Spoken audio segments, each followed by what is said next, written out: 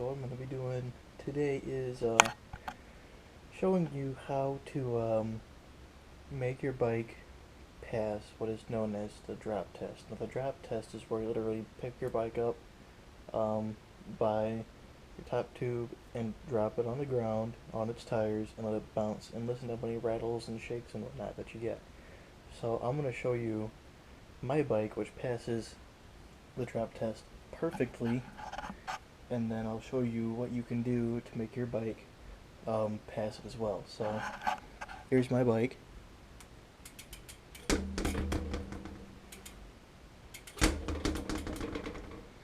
All you hear is the tires hitting the ground and my pedals wobbling a little bit. That's it.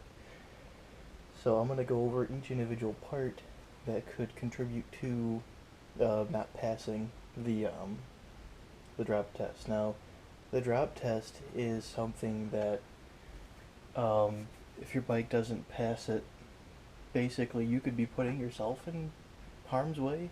If your bike doesn't pass that test, it means something's loose, something might be broken, something's not adjusted right, things like that. So I'm going to go over each individual part that could potentially cause your bike to fail the drop test. So first things first, if I had brakes, if I had a brake cable that was loose, or if it had a gyro on it, if that whole brake system was loose, that would make it fail the drop test. I don't have brakes, so I don't have to worry about that. But that's one thing that could cause the bike to fail a drop test. Next thing is your headset. If your headset is loose, all kinds of nasty things can happen. Basically, if your headset's loose, you can destroy your bearings. You can even damage these frames, especially these ones with the sealed bearings and the integrated head tubes. You can actually damage the frame if you run them loose. And to tighten them, it's really easy. Loosen your stem bolts up here, these two side ones, all the way. And then just tighten this top bolt and get it to where it's not really tight, but you want it to be fairly tight, and then pick the bike up onto its back wheel and just test spinning the front end a little bit. And if it spins kind of freely, not too free, but it'll spin pretty nice, get it about right, go ahead and tighten those bolts back down. It might come back loose again after you ride it for a little bit, so you'll have to check it. That's just what happens as bearings settle in and they break in a little bit, especially if it's a newer bike. You will have to check that. Another thing that you'll have to check is your front or your hubs. I've got sealed bearings on this, so it would be very unlikely for this to happen, but if you've got unsealed bearings, your cones can come loose, or your bearings can come loose, and that'll cause a wobble, and that is very, very dangerous because you can lose ball bearings, wheels can actually seize up, all kinds of nasty stuff can happen. And of course it'll let moisture and stuff get in your bearings if they're unsealed ones. So you'll want to, in that case, you'll probably, if you're not very good with bikes, if you never touched ball bearings, you'll probably want to take it to a shop, have them pulled apart, re-grease your bearings, put it back together, make sure your cone and lock nuts are tight. Your cone and lock nuts, basically there's a nut that would sit about here that the ball bearings roll on, and there's another nut on the outside of it that compresses into your cone, basically keeping them from moving. And if those two separate, the one cone, if it's the cone on your right hand side, the side I'm on right now, if that one's loose, you can actually have it tighten up as you're riding. It'll crush your bearings and destroy your front wheel, which is really bad. And then if the other side's loose, it'll continue to make your bearings come loose, and you can lose bearings and stuff. So keep that in check. The back wheels are the same way. The same process to tighten them and fix them. If you're not very good with them, have a shop do it. Now if you've got sealed bearings and they wobble, first thing to make sure is that your lock nuts on the sides are tight. My bike actually doesn't have lock nuts, it's just got little sleeves that slide over, and then when you tighten the wheel into the fork, it tightens it down, but on a sealed wheel you only have one nut on each side. But you want to make sure those are tight first, and if those are tight and it still wobbles, you need new bearings. An easy way to test if your bearings are bad is literally just pick the wheel up, spin it, and see if it just stops immediately, or if it continues to spin, listen for a rumbling or grinding noise. If it rumbles or whistles or anything like that, your bearings are shot, replace them. Um, there's not a whole lot more to go over here, so I'm going to move on to the next thing, which would be your bottom bracket. Now, once again, if you have a sealed bottom bracket, you don't have bearings that can really come loose, but if it's unsealed on the left hand side here, there will be a bearing retainer, a lock washer, and a lock nut. Basically, the bearing retainer is what the bearings roll in. There's a lock washer and a lock nut. It's very similar to what your front wheel or your back wheel would be on an unsealed bike or an unsealed wheel. And tightening these bottom brackets is a lot easier. If it's unsealed, what you want to do is loosen the lock nut, which is reverse thread, so you want to turn it to the right to loosen it, and then pull the washer back that's in there, and then take a screwdriver, and there should be like a groove somewhere in that bearing retainer. Turn it to the left to tighten it as far as you can, push your lock washer back in, and then tighten your lock nut back up. Get it almost as tight as you can. Check and make sure you're not over tightening it. It's very easy to do. And then you'll want them to be a little bit extra tight, because as you ride, they're going to loosen up a little bit. That's why the reverse thread is so that when you're riding, instead of them tightening and crushing your bearings, they'll come loose and actually lock themselves into place, which is pretty clever.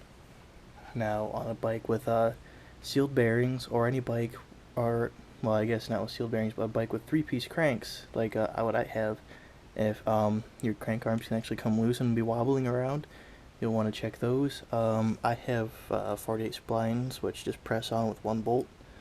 But if you have a normal pinch bolt or 8 spline design, there will be a pinch bolt right here. Make sure that's tight. And then make sure your spindle bolt is tight also. That'll press them in. Now if you've got 48 spline cranks like these and they wobble, they're junk, get new ones. There's no saving them. And then the other thing is, if you get sealed bearings and your bearings wobble, your bearings are shot, get new ones. And then your sprockets can come loose and wobble, even though it's very unlikely, but on sealed bearings like this, there's a bolt right here. There's a bolt right there. You can check and make sure that's tight.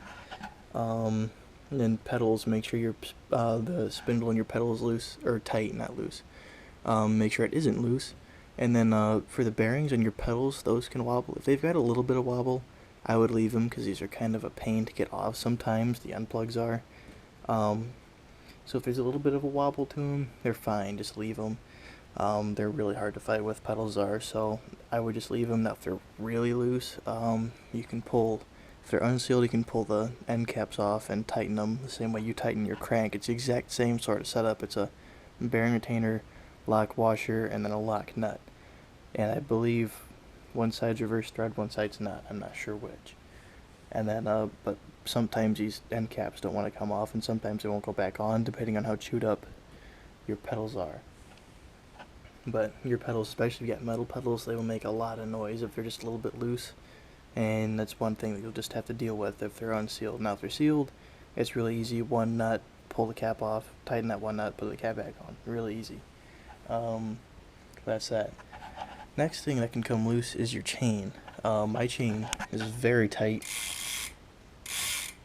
I probably should have loosened it, but I like to ride with my chain super tight. So, yeah, if your chain is really loose, that'll cause a noise. The chain is usually one of the main things that'll make a bike fail the drop test.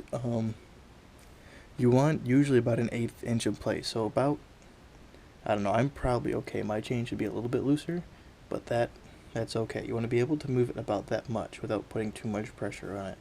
If it's too tight, you can damage the teeth on your sprocket, stretch the bushing, stretch your chain and damage the bushings and the rollers. You can damage your back sprocket or your driver teeth. You can snap your chain, that's no fun.